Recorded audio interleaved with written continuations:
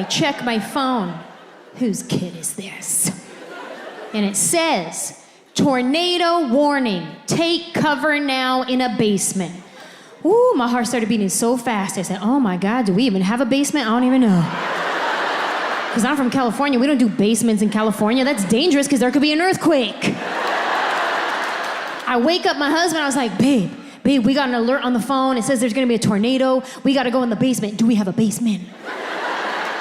Now, my husband is an Army brat. He grew up everywhere. He spent a lot of time in Kansas, and he was like, oh, we used to get these all the time. Don't even worry about it. Just go back to sleep.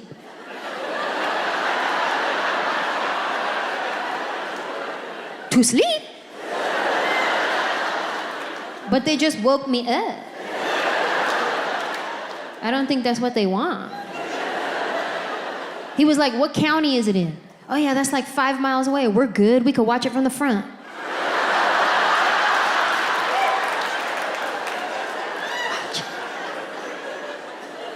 He went back to sleep.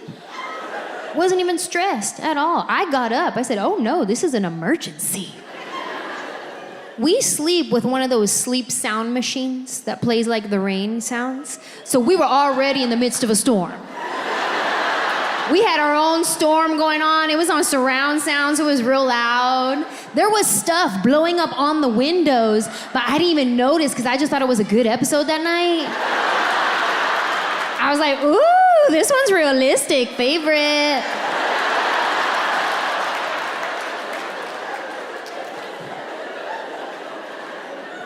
I get up, I turn the sleep machine off, and that is when we can hear the tornado sirens outside. Brr, brr. Then my husband, go, get up, go.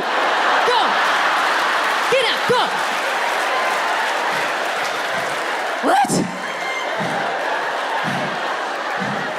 But you said we could watch it.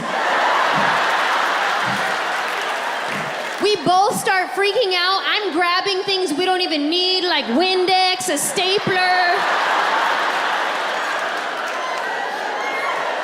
Where do we go?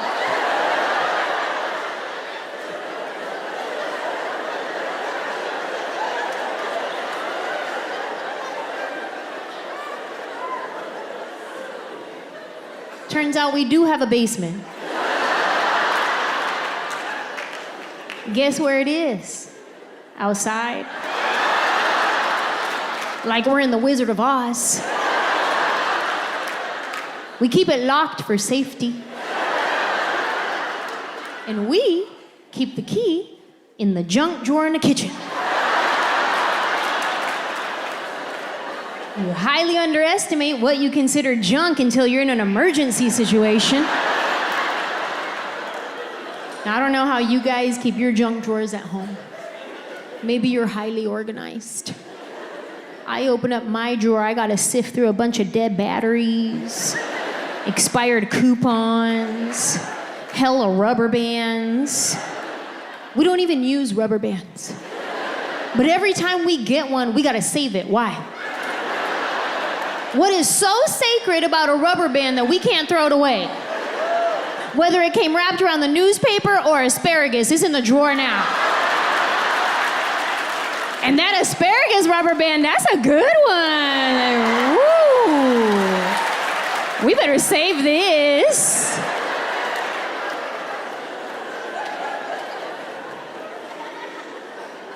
Got about 86 keys in here. We don't even have 86 locks. Finally find the basement key.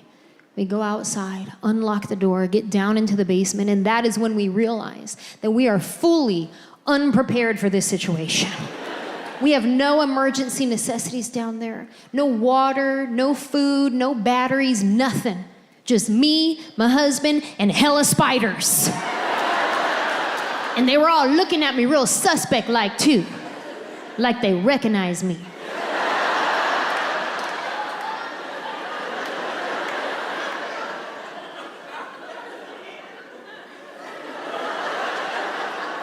That's her?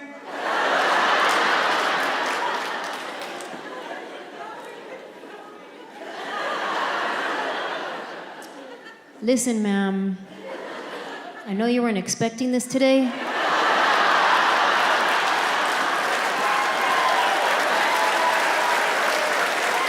But this is from my homie Bubba right here.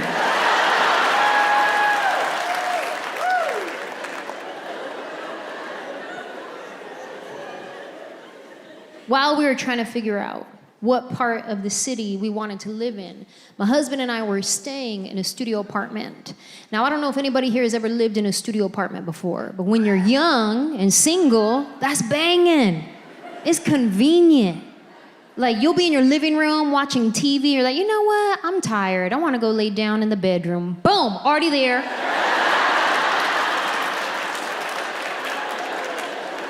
Convenient when you're young and single.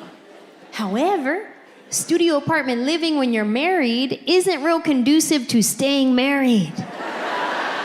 Because you have no personal space. Like at our old house, if we got on each other's nerves, he goes to this room, I go to that room, we cool off, we're fine. Now in a studio apartment, if we get in an argument, when we're done arguing, we just gotta keep looking at each other's stupid faces. You know how hard that is? That is challenging. That should be a TikTok challenge, do that one. And my husband's good looking. Typically, he's really fun to look at.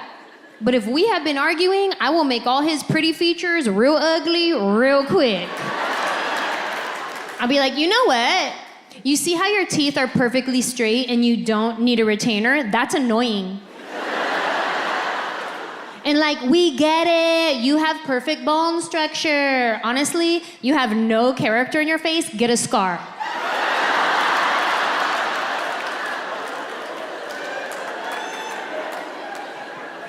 If we get into an argument, my husband doesn't want to call it an argument. He wants to call it a talkament.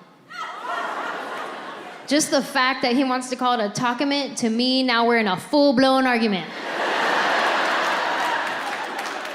He wants to call it a talkament because he wants to talk it out. Let's get to the bottom of it. Let's get to the root of the problem. And when my husband talks it out, he likes to talk in circles. Circles are his favorite shape. He likes to say the same thing he just said, but a little bit differently. Because he's talking it out.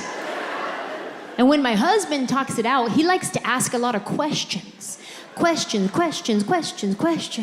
He thinks he's being inquisitive. I think that I'm on the stand and I need to defend myself in a court of law. Questions. Yeah, I know you said that, but why? No, I know that's what you said, but why? I don't know why. Yes, you do. Objection, badgering a witness. He's like, overruled, but why? No, I know that's what you said, but why? Because that's how I feel. Okay, that's your feelings, but what's your facts, though? That's how you feel, but what are your facts to support your feelings? Oh, you're stupid, that's my facts. And it's not that my husband is stupid. It's just that I don't know how to talkament. I can start in a talkament. We're just having a conversation. We're both calm until he triggers me, which is like sentence number 3. And then next thing you know, here come my emotions. They weren't even invited to this party, but they showed up, all pedo, ready to say some stuff. The more questions he asks, the more worked up they get. Questions. Next thing you know, here go my emotions out of my mouth. And when I'm in an argument, my words come out like little shanks. He's over here trying to talkament, and I'm just like,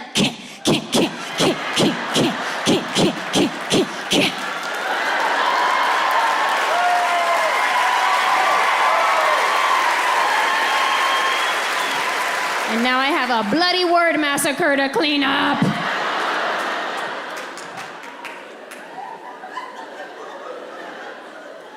Sorry. I didn't mean it. I was just trying to win.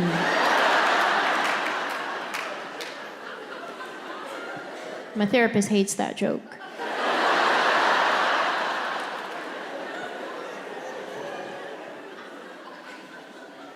am working on it, though. I am working on my communication. I wish I could be more like my friend Maya.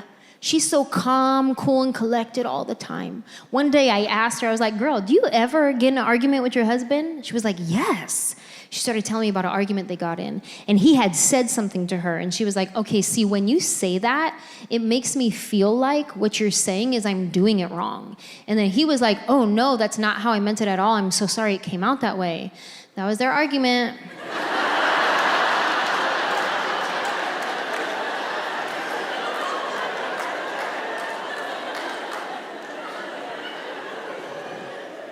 I'm sorry, what? How do you do that? Like, how many COVID swabs do you need up there to respond like that? Like, no emotions involved, just clearly communicating. When you say that, it makes me feel like what you're saying is I'm doing it wrong. Me in that same conversation, oh, so I can't do nothing right then? Wow, so why you even married to me?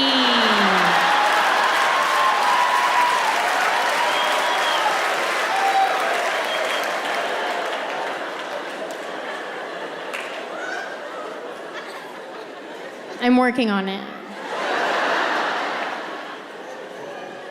Living in a studio apartment when you're married, things that are normally easy are all of a sudden difficult, like watching TV. In a studio apartment, you have to both want to watch TV at the same time. Then you have to want to watch the same thing at the same volume preference. Now, I don't know if my husband is hard of hearing, but to him, if the TV is not at volume 85 or above, it might as well be on mute. God forbid I bring the volume down to 65. He will passive-aggressively put on the captions. It's his silent way of yelling at me. If my husband cannot feel the vibration of every word coming out of the TV, not loud enough. And we watch different stuff. My husband likes to watch UFC fights and the Hallmark Channel. He's very diverse.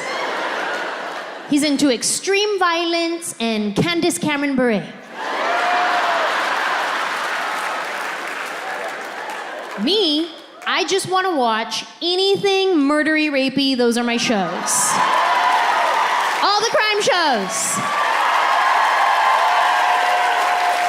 If there is not an investigation to be had, a bad guy to be caught, a soothing narrator voice telling me how the woman's body was dragged behind the building, then I don't want to watch it.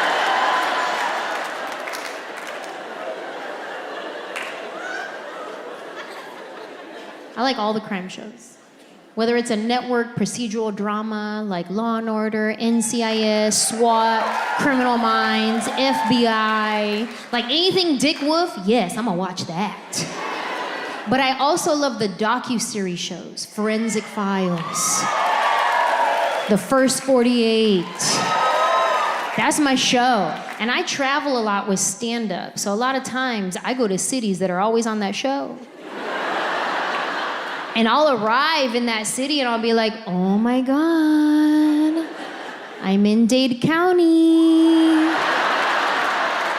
I could totally get murdered right now. Like I get all starstruck. My favorite one is Law and Order SVU. Yes. Anybody watching the spin-off Organized Crime with Detective Stabler? Let's talk about Stabler for a second. Christopher Maloney plays Detective Elliot Stabler. He was on Law & Order SVU for a very long time. And then he left the show for 10 years. And then he came back. Now, I don't know what he did while he was away. I don't know what they call that, intermittent fasting. protein shakes, keto, I don't know what he did. But when he got on the scene, I got flustered.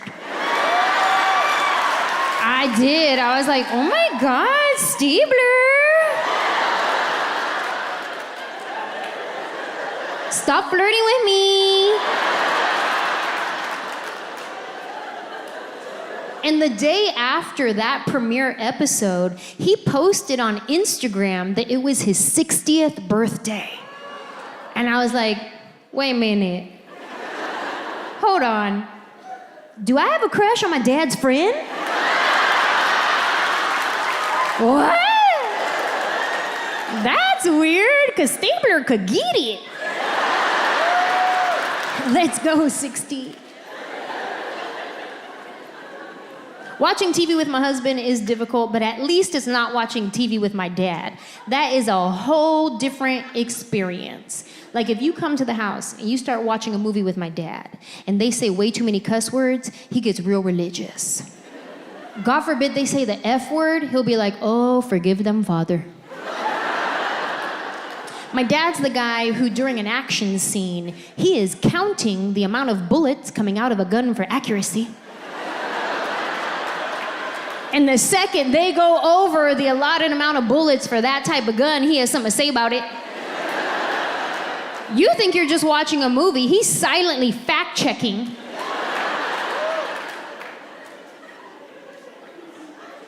Ah, come on. 47 bullets and a Glock. This isn't real. Really, Dad? The bullets is what made it not real? Not the zombies they were shooting?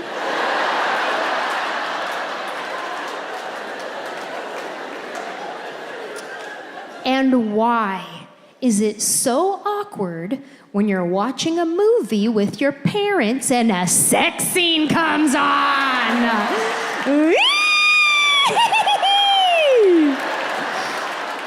I am a grown adult, and it is still awkward. And my dad makes it even worse because he gets visibly uncomfortable. He starts shifting around in his seat. He's sweating, mumbling things under his breath, like, great, now they're gonna do it.